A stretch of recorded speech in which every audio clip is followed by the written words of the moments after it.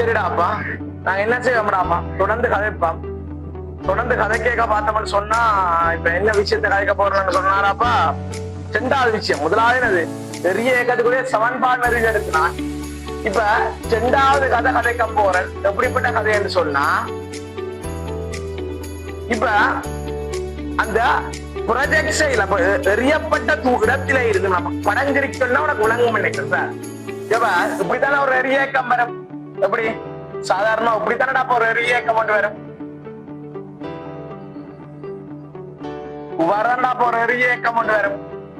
என்ன ஒரு ஜூவகத்தோட கிடையோட தீட்டா கோணத்தோட எரியக்க அந்த துணிக்க வந்து இப்படித்தான் இருக்கா பாரு. இத கிடையா பிரித்தம்னு சொன்னா எனக்கு ஜூ பிளஸ் தீட்டா, எனக்கு தேவை பிரித்தம்னு சொன்னாப்பா ஜூ சைன் தீட்டா விளங்கம் நினைக்கிறேன்.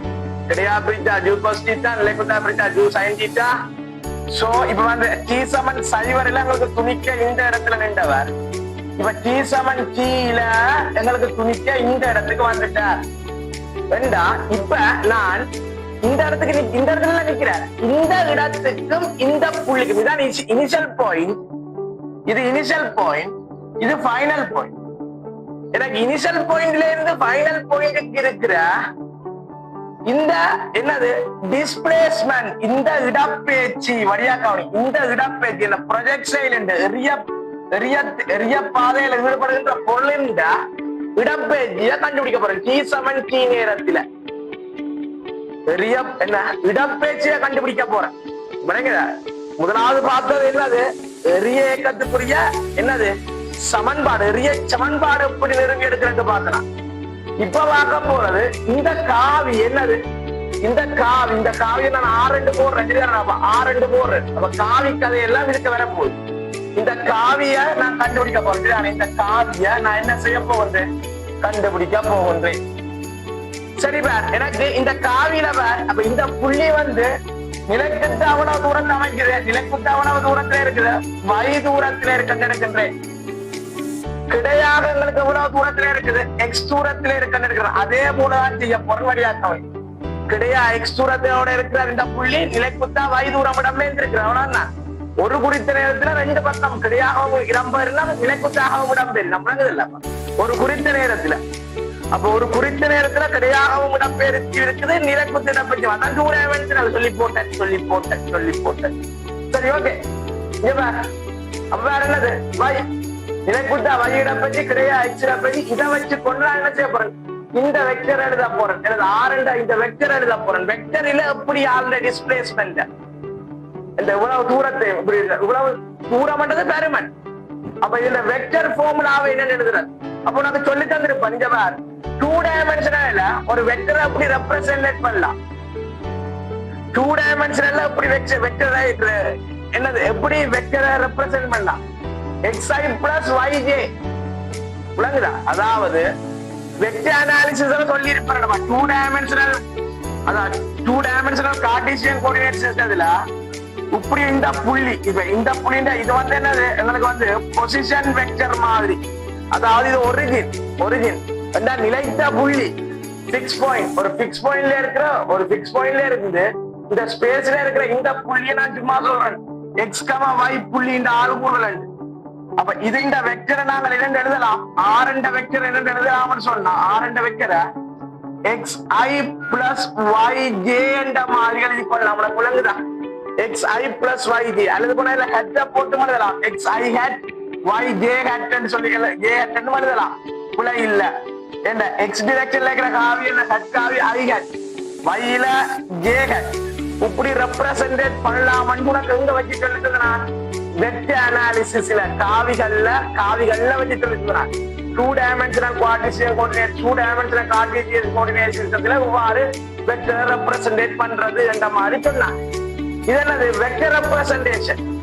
மேக்னிட்யூட் அப்படி எழுதலாம். Magnitude modulus of r is equal to √க்குள்ள i component square plus j component square. விளங்குதா?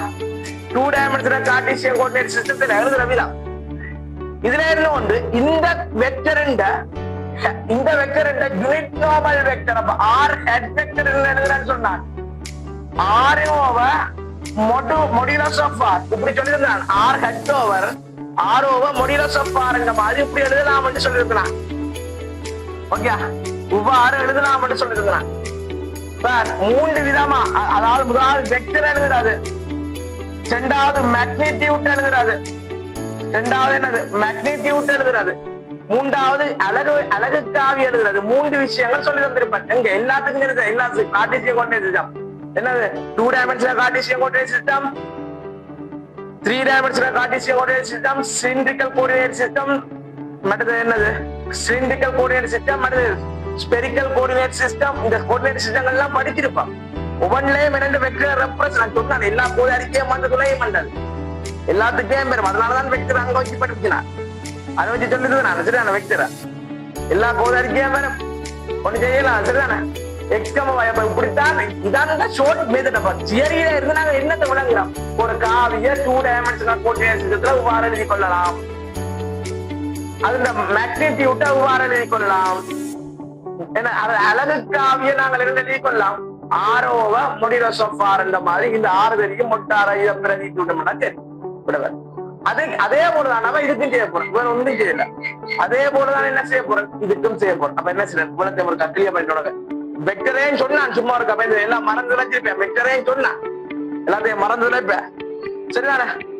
ஓகே, அப்ப இது ஒரு கிளியர் பண்ணிட்டு என்ன செய்ய ஓகேரா.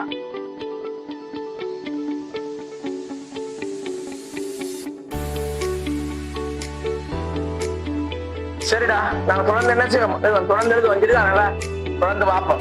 இங்க அப்ப முதலாவது என்னத்தை கண்டுபிடிக்க வரும், வையா கண்டுபிடிப்போம். அதோட எக்ஸா கண்டுபிடிப்பேன். எக்ஸ் எப்படி எழுதலாம், டி சமன் டி நேரத்திலே இல்ல, டி நேரத்திலே இல்ல. அப்ப எக்ஸுக்கு என்ன சொல்லலாம், முதலாவது என்ன போடுறேன்னு சொல்லிக்கலாம், கிரேயா எஸ் சமன் டியூட்டி, கிரேயா எஸ் சமன் டியூட்டி நேர பயன்படுத்த போறேன். எஸ்ஸுக்காண்டி எக்ஸ் யூ கொஸ்டிட்டா திருப்பி திருப்பி ஒரே விஷயத்தை தான் செய்வான். பெரிய மண்டா அதுதான் டி நேரத்துல.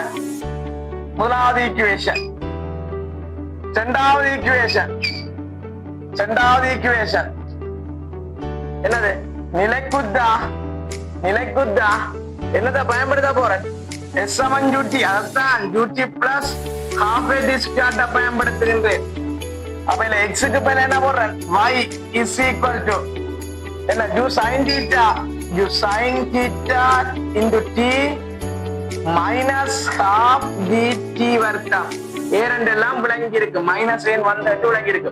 ஏன்னா புவியை போய் நிலைக்குத்தால ஆரம்பம், நிலைக்குத்தா கிணக்கில் ஆரம்பிடுவேன் நான் மேலே போடுறேன். சோ மைனஸ் தானே வரும், எத்தனை திரான்னு சொன்னா.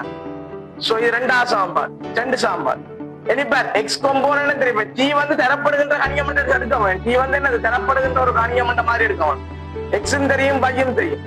சோ ஆர் எழுத போறேன் சார் நான். சோ என்ன எழுதுறேன், இப்ப எக்ஸும் தெரியும் பையும் தெரியும் வச்சு கொண்டு நான் என்ன எழுதுறேன், என்ன எழுதுகின்றேன், என்ன எழுதுகின்றேன் இரண்டாவதா எக்ஸும் தெரியும் பையும் தெரியும் வச்சு கொண்டு நான் என்ன எழுத போறேன், ஆர் வெக்டர் எழுத போறேன். R vector is equal to x component x இந்த எக்ஸோட ஒரு ஐய சேர்த்துல எழுதுவார். அப்ப என்ன வரும், யூ cos theta t இந்த I component I hat okay plus j component என்ன வருது, u sin theta t saya half d t வர்க்கம். உலகத்தின் ஜே விளங்குதா, இந்த விஷயம் விளங்குதா. அப்ப உலகத்தின் ஜே யா இருக்கும், உலகத்தின் ஜே யா இருக்கும். ஓகே, ஆர் வெக்டர் நாங்கள் இப்படி எழுதலாம். இந்த மேக்னிடியூட் சரி, magnitude mod value of R எழுதுறது முழுவதும் அறியாமல் கண்டு போட போறோம் சரியான. வர்க்க மூலத்துக்கே எழுதவன், அது வர்க்க மூலத்தை அறியாமல் கண்டு போட நாம எழுதாமா, அப்படித்தான் போட போறோம் சரியான. அப்ப இதுல வர்க்கம் யூடி காஸ் தீட்டா முழுவதிட வர்க்கம் plus u t sine theta minus half g t வர்க்கம் முழுவதிட வர்க்கம் திண்ட அரையாமடுக்கு முழுவதிண்ட அரையாமடுக்கு i component square j component square whole thing என்னது முழுவதினுடைய அரையாமடுக்கு. சரி ஓகே சரி ஓகே. பாரு பருமனையும் கண்டிருக்கிறேன், பருமன் இந்த நீளம் இந்த பருமனையும் கண்டிருக்கிறேன், காவியின் பருமனையும் கண்டிருக்கிறேன். இது ஒன்று பேர் விஷயம் செய்யலாமடா சுருக்கலாம் பருமன்டா. ஜூட்டியின் வர்க்கம் கொஸ் வர்க்கம் தீட்டா. இதை விரிச்சா சைன் வர்க்கம் தீட்டா. அப்ப கொஸ் வர்க்கம் தீட்டா சைன் வர்க்கம் தீட்டா ஒன்று நிற்கும். என்ன இதை விரிக்கலாம், நம்ம சுருக்கி பார்க்கலாம். சுருக்கி என்ன வருமானக்கான கோவம் வருதுன்னு பார்ப்போம். அப்ப நான் ஈஸியா சுருக்க போறேன். ஜூட்டி ஜூ வர்க்கம் டி வர்க்கம் இரண்டு விளங்கி இருக்கு. இந்த கொஸ் வர்க்கம் தீட்டா இதுல இதை விரிக்க சைன் வர்க்கம் தீட்டா வரும். அப்ப ரெண்டும் சேர்ந்தவங்களுக்கு ஜூ வர்க்கம் டி வர்க்கம் சக. அப்ப இதுண்ட விரிவு போச்சு. அப்ப என்ன அடுத்து என்னது சய சய என்ன வரும் ரெண்டு u t sine theta into half g t வர்க்கம் சக ஹாஃப் ஜி டி வர்க்கம் முழுவதிட வர்க்கம் இந்த அரையாம் அடுக்கு. அப்ப இதுல இருந்து ஜூ வர்க்கம் டி வர்க்கம் சய இந்த ரெண்டும் மட்டுப்படுது. உனக்கு என்ன வருது ஜூட்டி நிக்குது இல்ல u t sine theta into g t வர்க்கம் என்ன போடலாம் u G t cube u G t cube sine theta u G t cube sine theta u G t கணம் சைன் தீட்டா. ஓகேயா சக என்ன மிஞ்ச போகுது சக என்னது 1/4 ஜி வர்க்கம் டி இந்த 4 முழுவதினுடைய அரையாம் அடுக்கு முழுவதின் அறியாம சுருக்கி இது மாதிரி சுருக்கி பாப்போமா ஜூ வர்க்கம் டி வர்க்கம். அப்ப இதுல இருந்து எல்லாத்துலயுமே பொதுவா டி வர்க்கம் நிக்குதுன்னு எல்லாத்துக்கும் பொதுவா டி வர்க்கம் நிக்குது. அப்ப டி வர்க்கத்தை நான் என்ன செய்யறேன் நைஸா உள்ள எடுக்கிறேன். அப்ப டி வர்க்கத்தை வர்க்கம் மூலத்தை உள்ள எடுத்தா டி பிராக்கெட் போடுறேன். அப்ப ஜூ வர்க்கம் சய ஜூ ஜி டி சைன் தீட்டா இரண்டு விளங்கி இருக்கும். டி வர்க்கம் வெளியில வந்து டீயா வந்துடுது. அப்ப இதுல மிஞ்ச போறது டி.